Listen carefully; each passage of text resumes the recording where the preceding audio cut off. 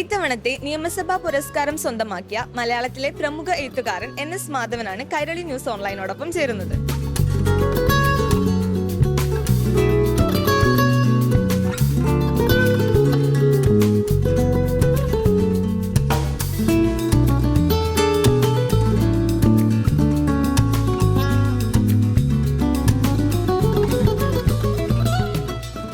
നിയമസഭാ പുരസ്കാരം സ്വീകരിച്ച സമയത്ത് സർ പറയുകയുണ്ടായി, ഭരണഭാഷ എത്രത്തോളം മലയാള സാഹിത്യത്തിന്റെ അല്ലെങ്കിൽ മലയാള ഗദ്യത്തിന്റെ വളർച്ചയെ സഹായിച്ചിട്ടുണ്ടെന്ന്.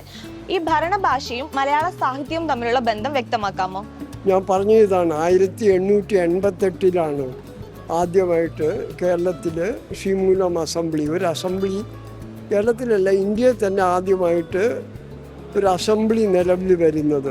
അന്ന് ഈ അസംബ്ലി നടപടികൾ സ്വീകരിക്കാനുള്ള ഒരു ഭാഷ നമുക്ക് ഉണ്ടായിരുന്നില്ല. കാരണം അന്നത്തെ മലയാളം വളരെ പദ്യത്തിലൂന്നിയതായിരുന്നു. അതിൽ നിന്ന് ഒരു ഗദ്യത്തിലേക്കും കാര്യങ്ങൾ ജനങ്ങളിലേക്ക് എത്തുന്ന രീതിയിലേക്ക് ഭാഷ പുരോഗമിക്കുന്നതിൽ നിയമസഭ വലിയ പങ്ക് വഹിച്ചിട്ടുണ്ട്. ഭരണഭാഷ ജനങ്ങൾക്ക് കൂടുതൽ പ്രാപ്യമാകണം എന്നുള്ളതാണ് ഇന്ന് ലോകം മുഴുവൻ കണ്ടുവരുന്ന ഒരു പ്രവണത. അപ്പം പല കാലങ്ങളിലായിട്ട് വരുന്ന ഭാഷാ നയങ്ങളിൽ കൂടി ഭാഷ കൂടുതൽ ലളിതവും ജനങ്ങൾക്ക് പ്രാപ്യവുമായിക്കൊണ്ടിരിക്കുകയാണ്. തിരുത്ത്, വൻമരങ്ങൾ വീഴുമ്പോൾ തുടങ്ങിയ പുസ്തകങ്ങൾ സമകാലിക രാഷ്ട്രീയ പ്രശ്നങ്ങളോടുള്ള താങ്കളുടെ പ്രതികരണമായിരുന്നല്ലോ. വരും കാലഘട്ടത്തിൽ ഇത്തരം പുസ്തകങ്ങൾ എഴുതാൻ എഴുത്തുകാർക്ക് സാധിക്കുമെന്ന് തോന്നുന്നുണ്ടോ? കേരളത്തിൽ സാധ്യമാണ്. എഴുത്തിനു മേലെ കൂച്ചുവിലങ്ങ് വീഴുന്ന കാലഘട്ടത്തിലാണ് നാം ഇന്ന് ജീവിക്കുന്നത്. എഴുത്തുകാരെ കൊല്ലുക, എഴുത്തുകാരെ നിശബ്ദമാക്കുക. ഇത്തരം സാഹചര്യത്തിൽ സാമൂഹിക പ്രശ്നങ്ങളോട് എഴുത്തിലൂടെ മറുപടി പറയാൻ സാധിക്കുമെന്ന് തോന്നുന്നുണ്ടോ?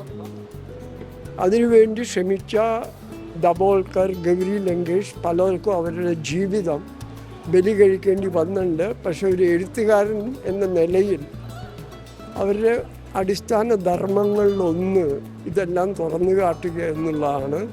ഇത് വളരെ ദൗർഭാഗ്യകരമാണ്.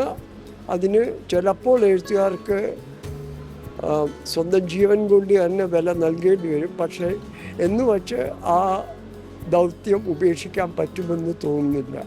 സോഷ്യൽ മീഡിയയുടെയും ഇൻസ്റ്റന്റ് റീഡിങ്ങിന്റെയും കാലഘട്ടത്തിലാണ് നാം ഇന്ന് ജീവിക്കുന്നത്. ഇത്തരം കാലഘട്ടത്തിൽ സീരിയസ് ആയ ഫിക്ഷനുകൾക്ക് അല്ലെങ്കിൽ സീരിയസ് ആയ സാഹിത്യത്തിന് വരും കാലഘട്ടങ്ങളിൽ പ്രസക്തി ഉണ്ട് എന്ന് തോന്നുന്നുണ്ടോ? തീർച്ചയായിട്ടും ഉണ്ട്. കാരണം ഇതിനേക്കാൾ വളരെയധികം സോഷ്യൽ മീഡിയ പിടിയുറപ്പിച്ചിട്ടുള്ള പാശ്ചാത്യ രാജ്യങ്ങളിൽ പലതരത്തിലുള്ള ശക്തമായിട്ടുള്ള സീരിയസ് ആയിട്ടുള്ള പുസ്തകങ്ങൾ വരുന്നുണ്ട്. കേരളത്തിലും വരുന്നുണ്ട്. വലിയ വലിയ പഠനങ്ങൾ വരുന്നുണ്ട്. ഇൻ്റർനെറ്റ് വരുന്നതുകൊണ്ട് സാഹിത്യത്തിന് പല ഗുണങ്ങളുമുണ്ട്. എന്ന് വച്ച് അത് വായനയെ ഇൻസ്റ്റൻറ്റ് റീഡിങ്ങും ഇൻ്റർനെറ്റും കാരണം അത് വായനയെ നശിപ്പിക്കുന്നു എന്ന് എനിക്ക് തോന്നുന്നില്ല. സീരിയസ് കൃതികൾക്ക് വളരെയധികം പ്രചാരം നേടിക്കൊടുക്കാനും സോഷ്യൽ മീഡിയ സഹായകമാവുന്നുണ്ട്.